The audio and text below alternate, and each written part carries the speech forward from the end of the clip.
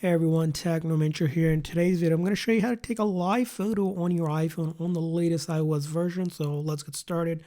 Now, first thing, let's go ahead and open up our camera. Now, once you open up a camera, it's going to look really simple here. But up top here, you're going to see these dots that you're going to just basically tap on it to open up a menu. Once you open up the menu here, you see a couple options here.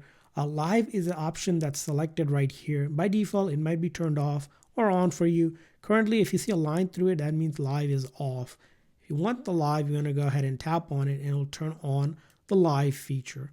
And in order to do it, next time you're in the photo and you take a photo, let's go ahead and take a photo here. If I snap on it, you'll see the word live. And now this is a live photo. So if I tap on it, and as you can see here, I hold on it, it has the live action to it. It's not a still photo. It also records the sound when you take it as a live. So again, the longer you kind of hold on to that option, the longer the live will be recorded. So as you can see here, depending on how long you hold it for. So if you hold it for a little bit longer, it'll take a longer photo. If you hold it for a shorter time, it'll do a smaller live. So as you can see here, if I hold it for seconds, it will become a live. The other thing you have to be careful is that when you do take a live, you don't want to hold it for too long, because if you do, it's going to try to record it as a video. So as you can see here, live, and this becomes a video, slightly different. So that's kind of how you do it.